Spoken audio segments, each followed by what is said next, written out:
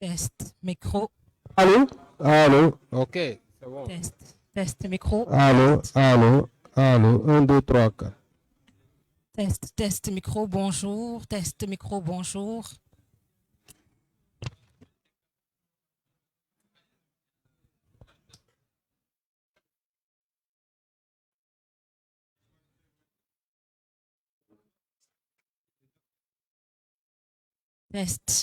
Test, test. Test, micro, 5 test, 5 test, waaw.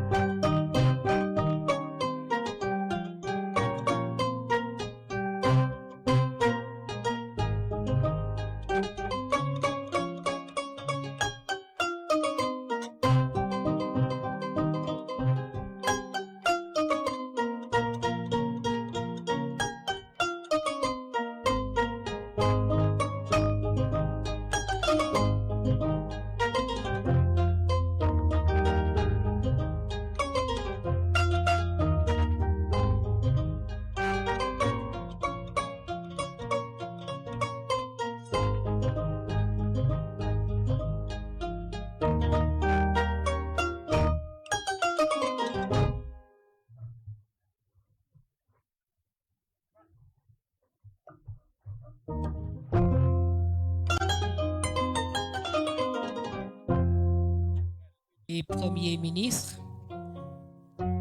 et nous allons procéder donc à cette séquence consacrée à la lecture du communiqué conjoint final et à la déclaration face à la presse de messieurs les premiers ministres.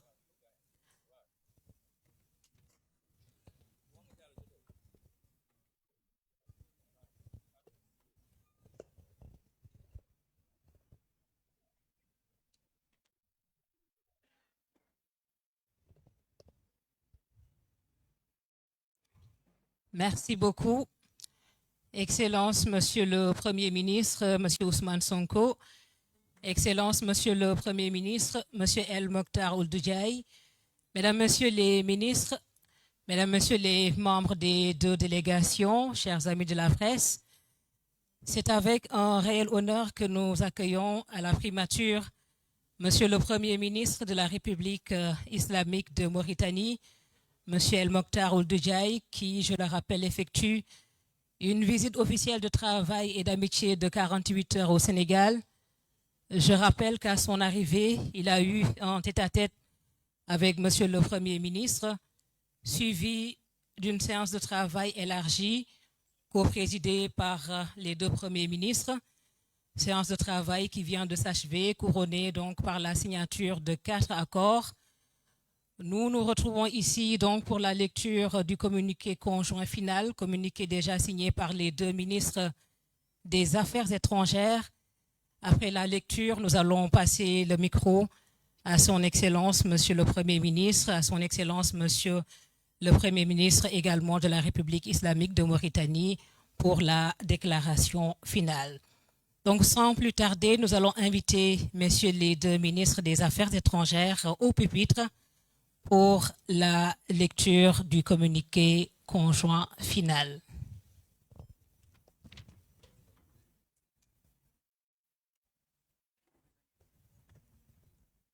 Monsieur le ministre des Affaires étrangères, de la coopération africaine et des Mauritaniens de l'extérieur, Monsieur Mohamed Ahmed Salem Ould Merzouk, pour la lecture du communiqué conjoint final.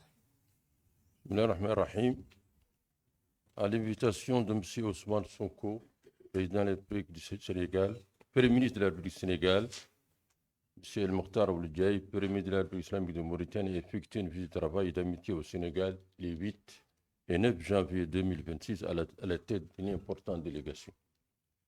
Cette visite, qui fait suite à celle effectuée par M. Ousmane Sonko en Nouakchott du 12 au 14 janvier 2025, s'inscrit dans la continuité du renforcement du partenariat stratégique entre le Sénégal et la Mauritanie, fondé sur des liens géographiques, historiques, culturels et humains profonds, et sur une volonté partagée de bâtir une coopération mutuellement bénéfique basée sur la confiance et la solidarité.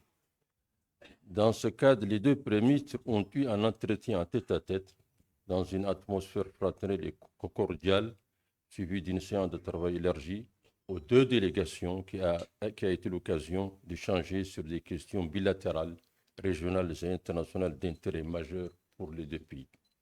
Sur le plan bilatéral, les deux premiers ministres se sont félicités de la qualité du dialogue politique entre Dakar et Nouakchott, illustré par la fréquence des échanges entre les chefs d'État et les autorités gouvernementales, ainsi que par une parfaite entente et une convergence de vues sur de nombreux sujets.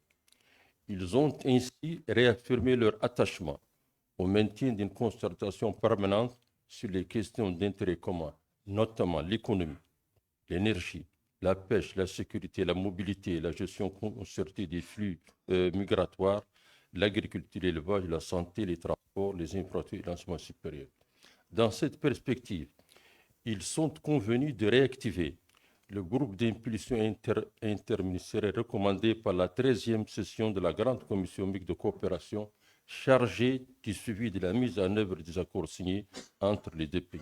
Par ailleurs, les deux parties sont convenues de mettre en œuvre le programme de coopération en matière d'enseignement supérieur signé le 5 novembre 2025. Durant la séance de travail élargie, les deux délégations ont salué les progrès enregistrés dans la mise en œuvre des grands projets bilatéraux, en particulier le projet gazier Grand Tortue Ahmeyim, GTA, symbole du partenariat stratégique et industriel entre les deux pays, et le pont de Rosso, infrastructure stratégique pour la libre circulation des personnes et des biens, mais aussi pour l'intégration régionale. Un accent particulier a été mis sur la coopération dans le domaine de l'énergie. À ce sujet, les deux parties ont salué la visite conjointe et historique des deux présidents de la République sur la plateforme le 22 mai 2025 comme un moment fondateur couronnant le démarrage de la production et l'exploitation du gaz naturel liquéfié. Elles se sont engagées à prendre toutes les dispositions nécessaires en vue de la finalisation des projets relatifs aux aménagements hydroélectriques plutôt, et à la mise en œuvre effective du protocole sur le contenu local pour le projet GTA. Dans le secteur des mines, les deux parties ont affirmé leur volonté commune de renforcer leur coopération dans le domaine de la gouvernance de l'exploitation responsable et durable des ressources, de l'encadrement de l'exploitation artisanale et semi-industrielle, notamment en ce qui concerne la traçabilité, la sécurité et la protection de l'environnement.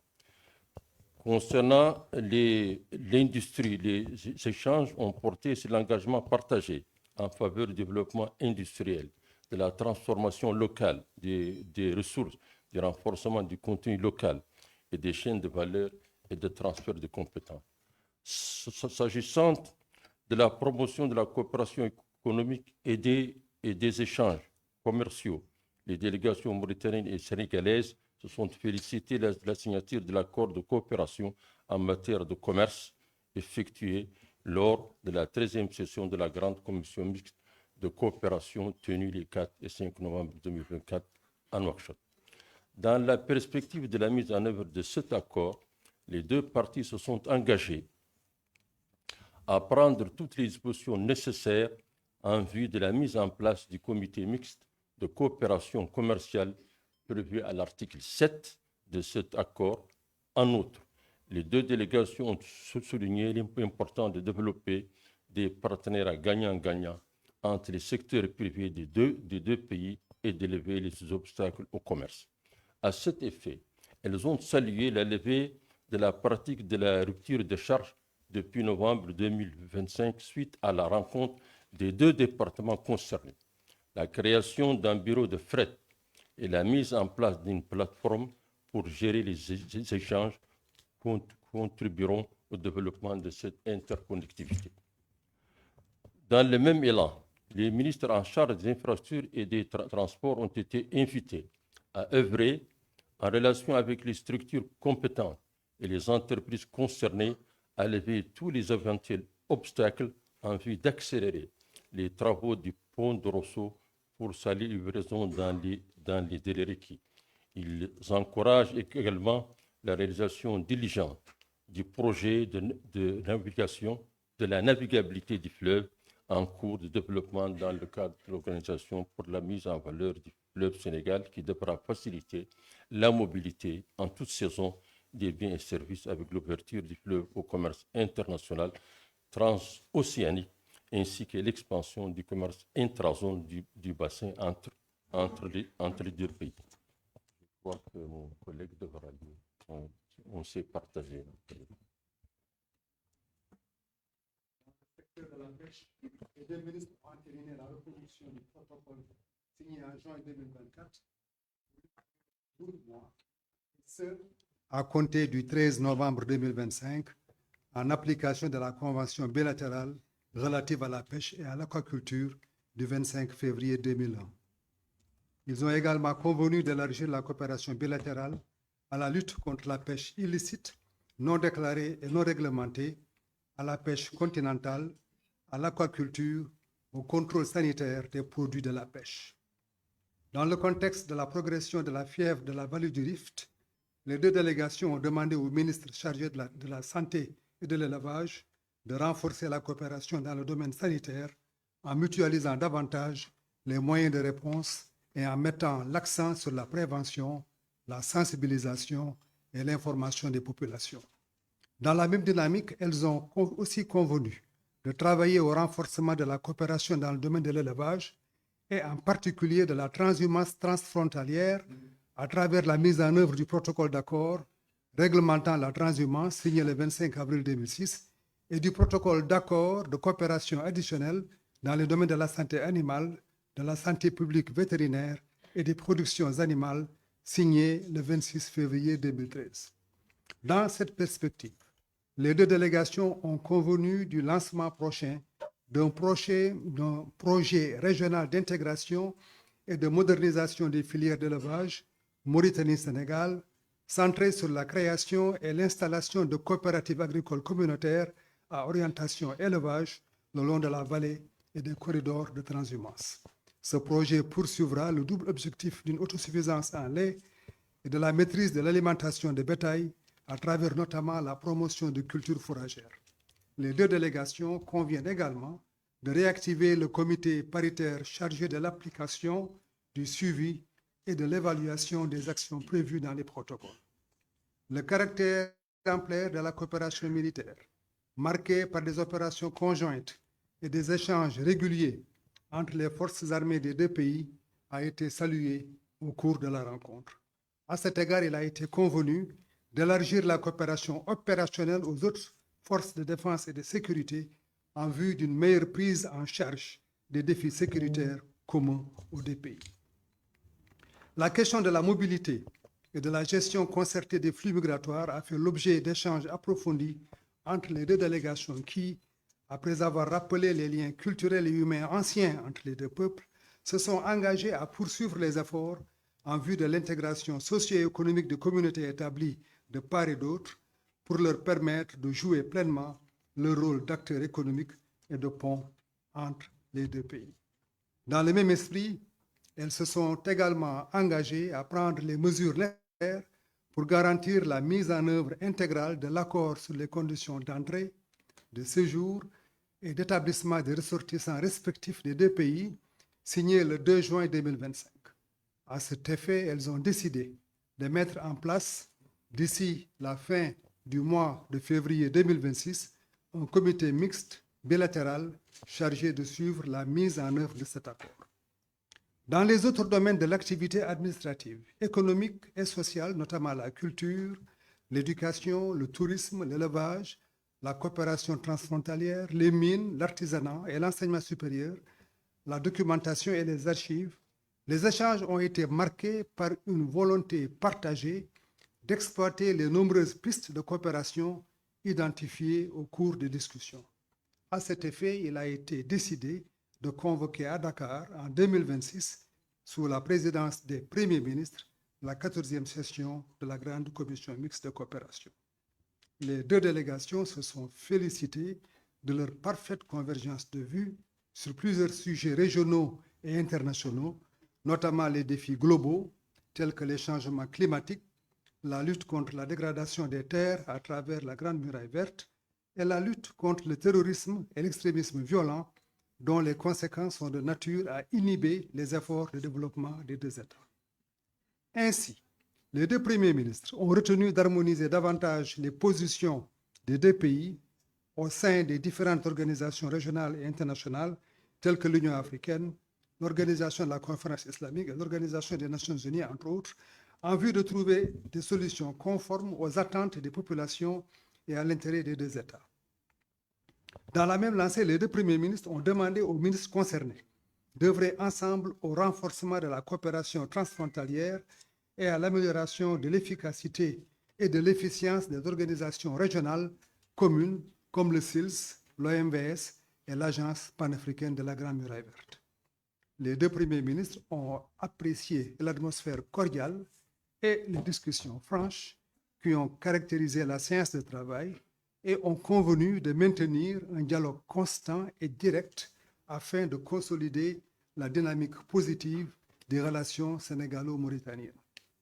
Au cours de son séjour, Monsieur le Premier ministre El Mokhtar Ould Diaye a été reçu en audience par son Excellence Monsieur Bassirou Diomaye Diakhar Faye, président de la République du Sénégal, à qui il a transmis un message d'amitié, de fraternité, de solidarité de la part de son Excellence Monsieur Mohamed Ould Cheikh Al Ghazouani, président de la République islamique de Mauritanie.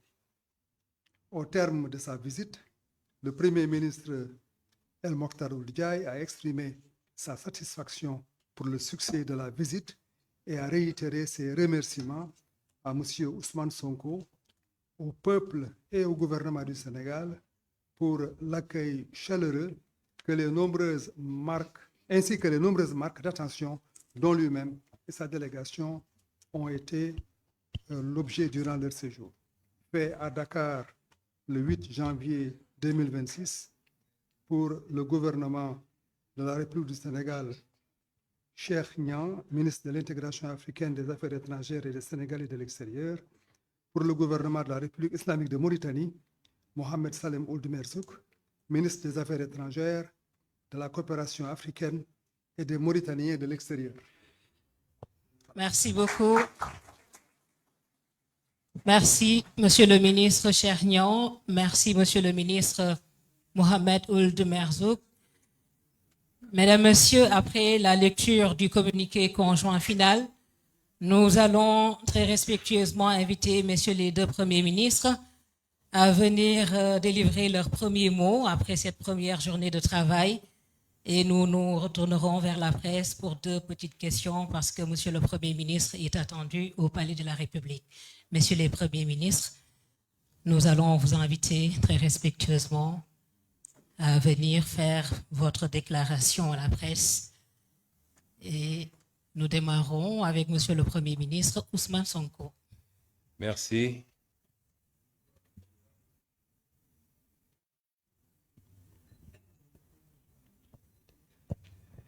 Merci, Excellence, Monsieur le Premier ministre de la République islamique de Mauritanie, chers amis et frères Mokhtar Ould Diaye, Messieurs les ministres, directeurs généraux, membres de la délégation, Monsieur le Premier ministre, Messieurs les membres du gouvernement de la République du Sénégal, tous chers collaborateurs, c'est avec beaucoup de satisfaction que nous accueillons aujourd'hui le Premier ministre de la République sœur de Mauritanie. Cette visite fait suite à mon déplacement à Nouakchott il y a un an, pratiquement jour pour jour.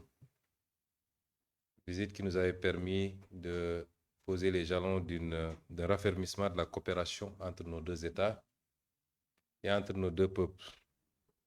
Je voudrais donc, au nom du président de la République, son Excellence Bassirou Diomaye Diakhar Faye, du gouvernement, de tout le peuple sénégalais, adresser nos remerciements les plus sincères, les plus profonds. D'abord à son Excellence, Monsieur le Président Ould Ghazouani, qui a bien voulu autoriser cette visite. Nos remerciements à notre homologue, le Premier ministre Ould à toute sa délégation, à tout le peuple mauritanien. Cette visite est importante parce qu'elle nous permet une fois de plus de réaffirmer le caractère singulier, particulier des relations entre la République islamique de Mauritanie et la République du Sénégal. Relations qui dépassent, qui transcendent les âges, les générations, deux pays et deux peuples qui sont liés par la géographie, puisqu'ils sont frontaliers, qui sont liés par l'histoire très profonde, mais qui sont liés aujourd'hui par une communauté de destin dans la gestion partagée d'un certain nombre de ressources. Elle est importante, cette visite également, en ce qu'il nous permet de réactualiser un certain nombre d'axes de coopération qui ont été retenus l'année dernière à Nouakchott, d'abord entre les présidents de la République, mais de manière opérationnelle par les deux gouvernements, dans tous les domaines qui ont été traversés par la lecture du communiqué conjoint. Vous le savez, nos deux pays partagent énormément de choses. Et je disais tout à l'heure à son Excellence le Premier ministre que même le Seigneur nous contraint à travailler ensemble, à œuvrer ensemble. Il nous a fait partager un fleuve qui est une ressource extrêmement importante et nos devanciers ont pu, de manière réfléchie et responsable, mettre en place un cadre de coopération et de gestion de cette ressource, aussi bien sur le plan hydraulique que sur le plan de l'électricité. Et ça a donné l'organisation que nous connaissons, qui est une organisation presque unique en son genre dans le monde, l'OMBS. Mais on aurait pu avoir chacun de son côté ses réserves de gaz, mais Dieu ne l'a pas voulu ainsi. Il nous a fait partager également cette ressource extrêmement précieuse. Le message qu'il faut en comprendre, c'est que nous sommes condamnés à travailler, à vivre, à évoluer ensemble et de manière intelligente. Et c'est en dialoguant, en discutant, en se retrouvant tout le temps que nous pourrons le faire de la manière la plus parfaite et pour le grand intérêt de nos peuples. Je me réjouis de cette visite et de la séance que nous avons eue tout à l'heure, parce qu'au-delà des questions classiques que nous avons eu à traiter sur les thématiques de la pêche, sur la thématique de l'élevage et de l'agriculture, la gestion des ressources naturelles comme le gaz, la question de l'installation ou de l'implantation de nos peuples, de nos populations respectives de part et d'autre, pour des soucis professionnels, pour des soucis éducatifs, pour des besoins divers du moins. Les questions classiques que nous avions l'habitude de traiter, nous avons pu les passer en revue. La gestion de la frontière, j'allais l'oublier. Nous avons pu passer en revue toutes ces questions, les questions infrastructurelles avec l'ouvrage extrêmement catalytique du pont de Rosso, l'avancée significative sur la rupture de charge qui aujourd'hui est derrière nous. C'est des acquis substantiels qu'il faut consolider. Il faut continuer à consolider. Et les deux parties ont réaffirmé leur ouverture et leur volonté à continuer à y œuvrer, à y travailler inlassablement. Mais ce que je retiens et qui est plus important, c'est la volonté réitérée d'avoir une vision stratégique de gestion de nos relations et particulièrement des espaces transfrontaliers. La Mauritanie et le Sénégal partagent une frontière qui est essentiellement fluviale, mais qui est terrestre également pour un petit bout vers l'océan Atlantique. Cet espace ne doit pas être conçu comme une rupture, c'est un continuum entre les deux pays. Et nous avons émis le souhait partagé d'avoir une vision commune de ce qu'on veut faire de ces espaces, de mettre en place des équipes privées et publiques, privées comme publiques, pour travailler à la définition d'orientation stratégique de gestion de ces zones. c'est des zones extrêmement riches, avec un potentiel hydro-agricole extrêmement important, j'allais dire hydroélectrique, un potentiel agricole dans tous les sens du mot, un potentiel minier avec le phosphate de part et d'autre, à Matam comme à Bokol, un potentiel en matière de ressources halieutiques extrêmement importantes. Je ne parle pas du gaz, je ne parle plus de ce qu'on a pu faire jusqu'à présent. Et aujourd'hui, il nous faut faire des choix. Soit on les gère de manière séparée, isolée, chacun de son côté, et on s'inscrit dans une logique tôt ou tard de concurrence qui n'est pas optimale ni opérationnelle, ou bien nous travaillons à une gestion collégiale, collective, réfléchie, qui nous permettrait de mettre ensemble nos ressources, nos possibilités financières, nos ressources humaines, nos énergies, dans un cadre de bénéfices recherchés mais partagés, équilibrés. Et en ce moment, ce seront des zones de prospérité et de richesse partagée. Et c'est cette deuxième option que nous avons retenue. Et nous allons y travailler chez le Premier ministre et moi-même sur directive de leurs excellences, les deux présidents de la République, pour faire de ces zones des zones de prospérité partagée, des zones de pacification entre les États et entre les peuples, et non pas des zones de compétition ou des zones de tension. Et cet aspect extrêmement important à retenir de cette visite, je voudrais réitérer tous mes remerciements à l'endroit de son Excellence, Monsieur le Premier ministre, et toute sa délégation, et lui assurer de l'ouverture et de la disponibilité du Sénégal à aller chaque jour un peu plus loin dans notre collaboration avec la Mauritanie, comme avec tous nos voisins, comme avec tous les pays africains. Je voudrais terminer par remercier encore une fois Monsieur le Premier ministre sur les actes extrêmement importants que la République islamique de Mauritanie a posés depuis l'avènement au pouvoir de son Excellence, le président Bassirou Diomaye Diakhar Faye. Des pas extrêmement importants, des accords historiques ont été signés. Je voudrais en citer que l'accord qui permet aujourd'hui de dépasser la problématique des conditions d'installation des populations de part et d'autre, la levée de toutes les obstructions, de tous les obstacles à l'installation de part et d'autre, notamment sur les conditions de délivrance des séjours, la non-exigence des permis de travail, la levée des frais qui étaient extrêmement lourds à supporter par les concitoyens, mais également sur le plan de la pêche avec le renouvellement des accords de pêche, cette volonté de continuer à le faire. Monsieur le Premier ministre, soyez-en remerciés et comprenez que le Sénégal vous tend la main et restera un pays ouvert également pour la Mauritanie, pour toutes les préoccupations de cette République sœur. Je vous remercie de votre attention. Merci beaucoup, Monsieur le Premier ministre. Et nous passons la parole à Monsieur le Premier ministre El Mokhtar Ould Diaye.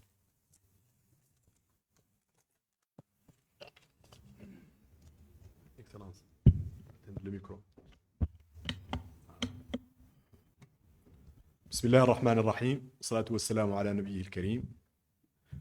Je tiens d'abord à renouveler mes sincères remerciements à mon frère, Excellence, Monsieur le Premier ministre Ousmane Sonko, pour m'avoir honoré en m'invitant à effectuer cette visite de travail et d'amitié dans ma seconde patrie, le Sénégal. Je profite de l'occasion aussi pour exprimer, au nom de la délégation qui m'accompagne et à mon nom propre, notre profonde gratitude au gouvernement et au peuple sénégalais pour les multiples marques d'attention particulière, l'accueil chaleureux et l'hospitalité généreuse dont nous avons été l'objet. Au Sénégal, pays de la Teranga, l'hospitalité généreuse est la base, la norme,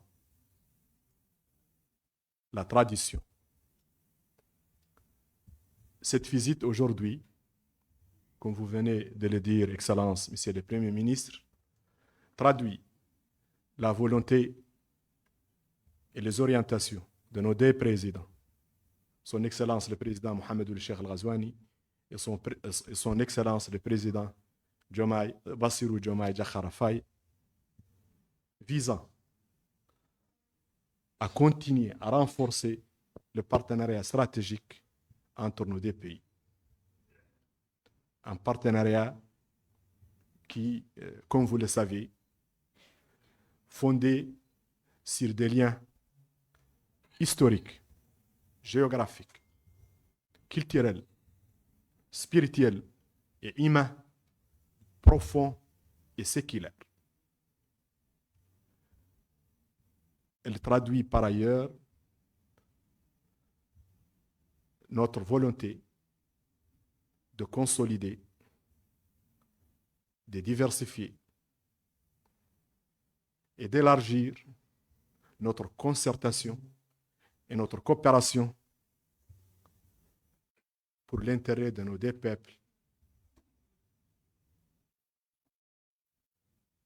Une coopération, comme je viens de dire, basée sur la confiance et sur la solidité des rapports. Cette visite, et d'ailleurs les multiples visites à Nouakchott et à Dakar, effectuées par nos deux présidents, Son Excellence le Président Mohamed Ould Cheikh Al Ghazouani et Son Excellence le Président Bassirou Diomaye Diakhar Faye, et votre visite, Excellence, il y a de cela un an à Nouakchott, et d'ailleurs, c'était votre première visite à l'étranger, illustre bien cette volonté et envoie un message très fort de l'amitié et de la fraternité entre nos deux pays, et envoie un message très fort de la détermination de nos deux présidents et de nos deux gouvernements à continuer à œuvrer pour l'intérêt de nos deux peuples frères, notre sous-région et notre cher continent. Cette visite, vous venez de le dire, nous a permis de faire le point sur les importantes avancées réalisées au niveau de plusieurs dossiers de coopération stratégique, la gestion de la sécurité aux frontières, l'énergie, le transport, la pêche, l'élevage, entre autres, et de fixer de nouveaux objectifs dans de nouveaux domaines de coopération qui seront l'objet de travail de nos équipes pour la prochaine période. Je suis convaincu et persuadé que nos discussions durant les 2 jours que prendra cette visite et le travail de nos délégations contribueront, comme je viens de dire, à renforcer davantage ce partenariat et consolideront de plus les rapports de fraternité et d'amitié entre nos deux peuples. Donc, je réitère encore mes remerciements au peuple et au gouvernement sénégalais. Vive le Sénégal, vive la Mauritanie et vive le partenariat mauritano-sénégalais. Merci beaucoup. Je vais me permettre de dire quelques mots en arabe, si vous voulez bien. بسم الله الرحمن الرحيم والصلاة والسلام على النبي الكريم. بادئ ذي بدء أريد أن أجدد تشكراتي الخالصة لكم صاحب المعالي على الدعوة الكريمة التي شرفتمونا بها للقيام بهذه الزيارة لبلدنا الثاني جمهورية السنغال الشقيقة. استغل هذه الفرصة أيضا لأعبر باسم الإخوة في الوفد المرافق لي وباسمي الشخصي عن عظيم الامتنان وخالص العرفان للحكومة وللشعب السنغاليين على ما أحاطنا به من عناية فائقة ومن استقبال حار ومن ضيافة كريمة منذ أن وطأت أقدامنا أرض مدينة دكار الجميلة.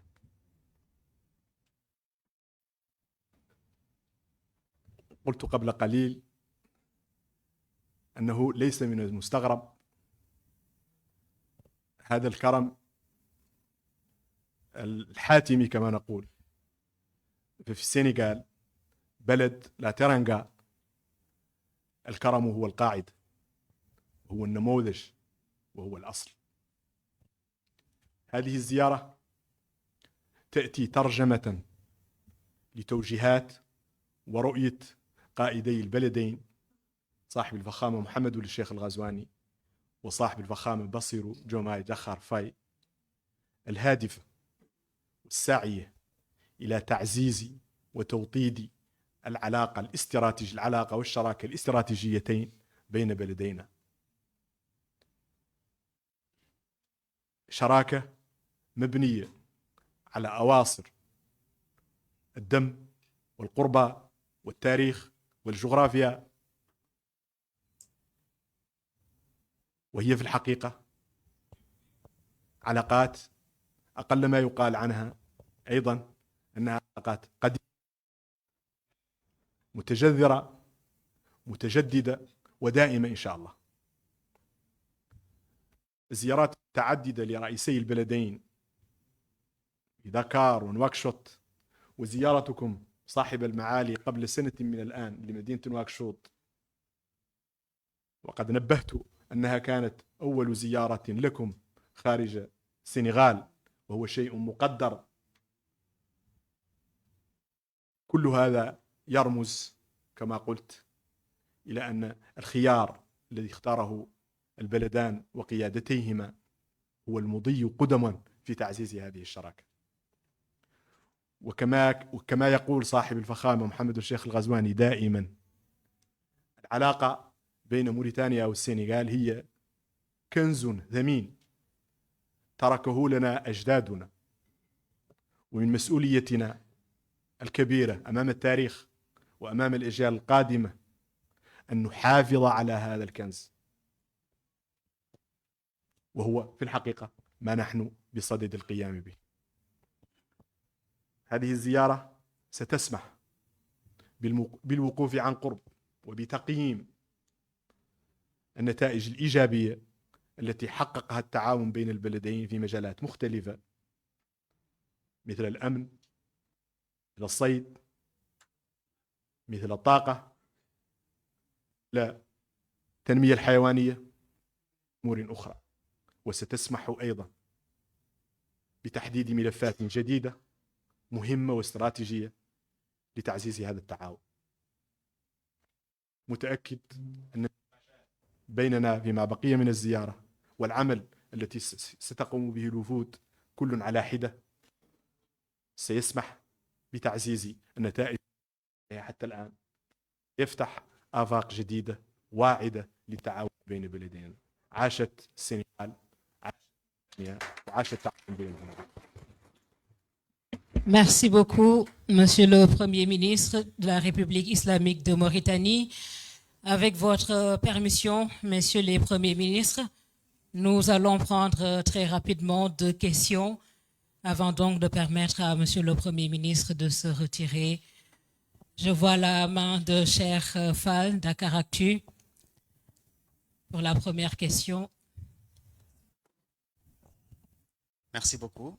Merci également pour cette visite, Monsieur le Premier ministre El Mokhtar Ould Djaï, ainsi que le Premier ministre sénégalais Ousmane Sonko.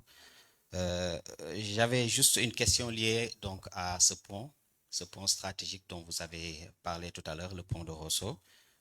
Juste avoir une idée, si possible, donc du calendrier qui sera élaboré, du calendrier lié donc à l'achèvement de ce pont, et aussi son impact sur les échanges qui vont s'opérer entre les deux pays.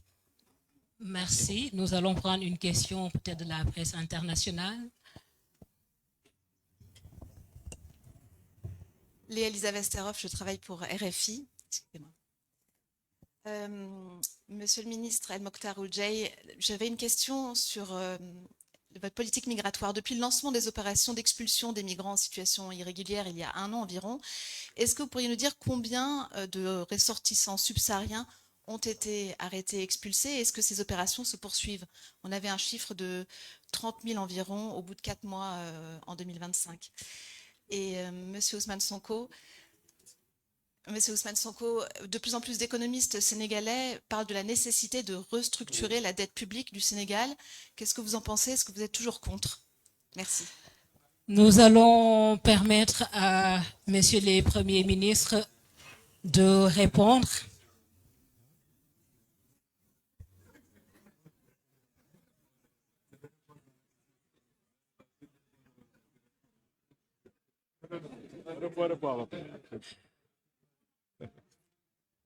Monsieur le Premier ministre.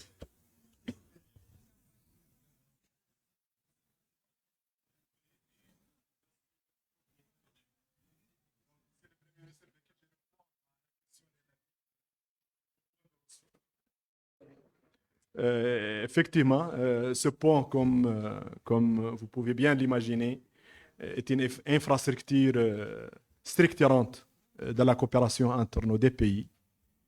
Et son rôle sera extrêmement déterminant dans la redynamisation du corridor en réalité qui lie l'Europe et l'Afrique de l'Ouest. Donc c'est un projet structurant pour les deux pays et il constitue l'un des dossiers sur lesquels nos équipes travaillent d'une manière coordonnée. Il était prévu que cette infrastructure soit réceptionnée fin 2026. Les évaluations qui ont été faites par les équipes nous disent que ça peut être plus tard, peut-être en 2027. Les instructions ont été données aujourd'hui aux deux équipes de travailler ensemble et de mettre toute la pression possible sur l'entrepreneur et sur l'entreprise pour qu'il respecte ses engagements et d'essayer de travailler ensemble pour lever les obstacles qui ont été identifiés comme des raisons de blocage de l'avancement et la finalisation de cette infrastructure dans les délais. Je veux aussi, au moment où le micro est encore avec moi, de réagir par rapport à la seconde question concernant la gestion de la migration. Je ne suis pas d'accord avec les termes qui ont été utilisés, l'expulsion, le combien. C'est une activité normale, classique, de gestion de la migration, de gestion de nos frontières, l'entrée à nos frontières, qui se base sur des principes. La Mauritanie fait partie de son environnement global, la sous-région et le continent africain. Et tous les ressortissants de ces pays sont les bienvenus en Mauritanie. Donc ça, c'est notre philosophie. Et bien sûr, il faut le faire d'une manière ordonnée et en respectant la réglementation, qui est d'ailleurs une réglementation simplifiée de la migration normale des ressortissants des pays de la sous-région. Donc, je n'ai pas en tête les chiffres, mais tout ce que je peux confirmer, c'est que les conditions de la gestion de ce dossier sont des conditions normales, des conditions qui servent en réalité la collaboration et la coopération dans notre espace africain et notre espace sous-régional. Merci beaucoup. Merci, Monsieur le Premier ministre Ousmane Sonko. Merci. À la suite de Monsieur le Premier ministre, je voudrais dire que j'ai salué tout à l'heure les efforts qui ont été faits dans la gestion des relations, en tout cas pour la question migratoire entre la Mauritanie et le Sénégal, qui ont permis d'avoir des accords historiques et l'application desquels accords a permis la régularisation de 28 000 Sénégalais C'est-à-dire qu'on est passé de 2000 et quelques Sénégalais à 28 000 Sénégalais régularisés en Mauritanie depuis l'entrée en vigueur de cet accord le 1er juillet 2025.